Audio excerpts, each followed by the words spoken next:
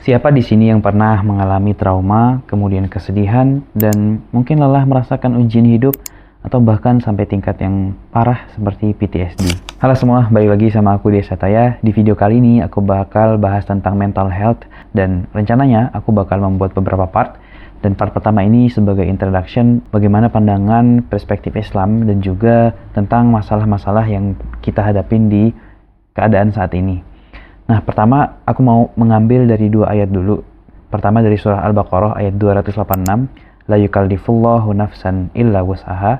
Kemudian juga di ayat keduanya surah Yusuf ayat 86, ketika Nabi Yakub kehilangan sosok Nabi Yusuf, qala innama ashku bathi wa huzni ilallah. Oke, kita masuk di pembahasan ayat pertama surah Al-Baqarah ayat 286, la yukallifullahu nafsan illa wus'aha. Bahwa arti secara terjemahannya, Allah tidak membebani seseorang melainkan sesuai dengan kesanggupannya.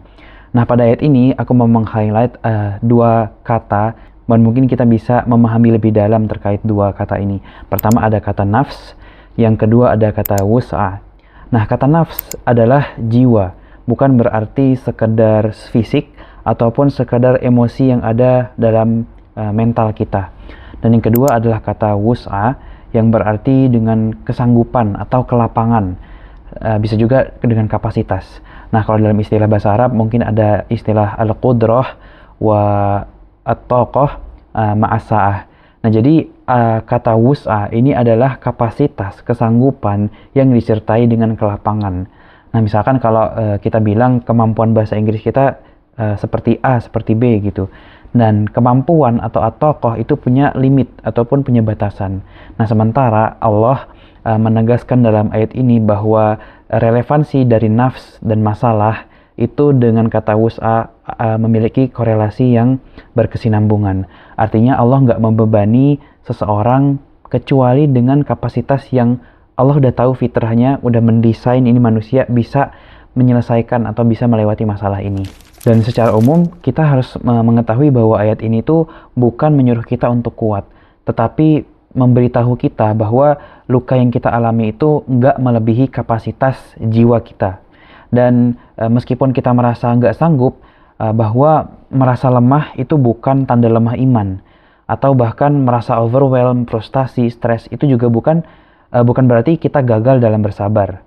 Tapi justru ayat ini menekankan bahwa Allah tahu kapasitas kita, dan bahkan saat kita sendiri meragukannya, Allah itu memberikan kita afirmasi positif melewati ayat ini. Dan salah satu penyakit mental yang membuat orang di zaman modern ini tertekan adalah denial dengan rasa sakit gitu.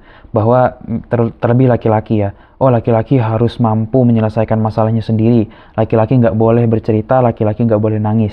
Menurutku itu salah gitu ya.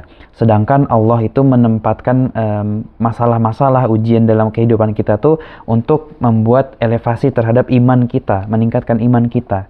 Dan ketika kita mengafirmasi diri kita bahwa kita sakit, kita luka, itu adalah tanda bahwa kita ini masih manusia gitu. Kalau kita menyangkal bahwa kita nggak punya rasa sakit, kita nggak punya trauma, itu kayak kita nih mendesain diri kita sebagai robot gitu loh. Bahkan Allah sendiri bilang kamu tuh manusia itu sifatnya mengeluh, punya rasa sakit, dan Allah itu tempat kita untuk mengadu dan berkeluh kesah gitu ya. Jadi ayat ini juga menekankan agar kita itu mengafirmasi kesalahan, kemudian juga masalah-masalah yang kita lalui, dan kita harus bersabar. Nah, ayat yang kedua adalah surah Yusuf ayat 86, qala innama ashku bathi wa huzni ilallah wa a'lamu minallahi ma la ta'lamun. Nah, aku pribadi memahami ayat ini secara tekstual, mungkin salah ya di zaman dulu, bahwa Nabi Yakub itu bilang kalau mengadukan kesedihan dan kegelisahannya hanya kepada Allah. Nah, di sini aku memahami bahwa aku nggak boleh cerita ke orang lain tentang masalahku, karena jalan yang terbaik adalah hanya cerita ke Allah gitu. Nah, lambat laun aku kayak mempertanyakan interpretasi ataupun pemahamanku terhadap ayat ini. Bener nggak sih kira-kira? Dan aku sempat beberapa kali mencari di referensi tafsir, tapi aku juga nggak begitu ingat. Dan mungkin mufasir nggak terlalu menekankan aspek psikologis modern ya, ataupun kayak istilah-istilah mental health zaman sekarang itu di penafsiran klasik dan kontemporer itu belum terlalu banyak. Tapi konsep ini tadabur, jadi aku bukan menafsirkan, tapi hanya menarik sebuah relevansi dari ayat ini dengan kehidupan sekarang. Kalau kita pahami Kalau kita pahami konteks cerita Nabi Yakub dan kehilangan Nabi Yusuf, kemudian juga beberapa saudaranya itu mungkin tidak sesuai dengan ekspektasi Nabi Yakub, dan adiknya Benjamin itu sempat ditahan sama Nabi Yusuf ketika saudara-saudaranya berusaha untuk menjual atau mencari nafkah, mencari rezeki, dan Nabi Yakub di situ mengalami kesedihan yang sangat berat. Nabi Yakub juga bersedih, tapi Nabi Yakub menyerahkan itu kepada Allah. Aku nggak bilang Nabi Yakub mengalami deep emotional trauma, itu terlalu berlebihan, tapi di sini ada konteks bahwa kesedihan Nabi Yakub tidak menurunkan derajatnya sebagai nabi. Artinya, sebagai manusia, kita wajar untuk bersedih, wajar untuk mengalami trauma, tapi cara kita menyikapi trauma dan kesedihan itu, kita patut mencontoh Nabi Yakub. Jadi kesedihan itu bukan sesuatu yang haram, trauma bukan berarti sebuah dosa, dan menangis bukan tanda lemah. Tapi yang dilarang adalah berputus asa dari rahmat Allah Subhanahu wa Ta'ala. Jadi nggak apa-apa ya kalau kita punya masalah, kita punya kesedihan, kemudian juga punya trauma, tapi yang nggak boleh itu kita berputus asa dari rahmat Allah gitu.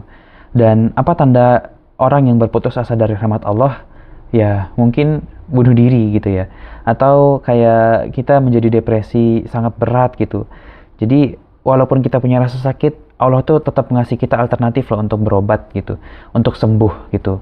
Nah di sini aku mau nyaranin 2 alternatif untuk kita sembuh dari persoalan psikologis, kemudian juga persoalan spiritual. Tadi kan aku sudah sebutkan ya bahwa nafs itu bukan sekedar persoalan fisik dan persoalan mental, tapi nafs itu juga menyangkut dengan konteks jiwa. Nah, jadi untuk pengobatan dalam Islam itu sebenarnya ada metode ruqyah. Dan ruqyah itu bukan selalu melulu tentang koneksi terhadap hal gaib, tentang kesurupan gitu. Tapi ruqyah itu adalah metode penyembuhan secara Al-Quran dan juga hadis dan juga sunnah ya. Bahwa ayat-ayat yang Allah turunkan kepada kita itu berupa syifa. Syifa dalam arti memberikan kita ketenangan, memberikan kita pemahaman, memberikan kita kesabaran dalam menghadapi persoalan di dunia ini gitu ya. Jadi nggak melulu tentang mengeluarkan jin dan setan dalam diri kita. Tapi bagaimana kita memahami ayat itu, kemudian membuat diri kita tenang dari ayat-ayat itu. Dan yang kedua mungkin adalah konsultasi, baik ke konselor ataupun ke psikolog. Karena nggak bisa dipungkirin ilmu-ilmu modern psikologi itu sedikit banyaknya bisa memberikan kita insight bagaimana cara kita menyikapi tentang komunikasi dan juga kehidupan sosial di zaman ini gitu. Misalkan kayak teori boundaries, kemudian toxic relationship. Jadi kita bisa mengatur dan memanage hubungan sosial kita. Dan untuk pengalamanku pribadi selama 7 tahun terakhir, aku cukup menutup diri untuk terbuka soal masalah-masalah pribadi. Karena aku pikir itu aib, itu masalah, dan mungkin orang lain gak bisa menyelesaikan masalah kita gitu. Hanya Allah yang bisa menyelesaikan masalah kita, dan ternyata aku salah gitu.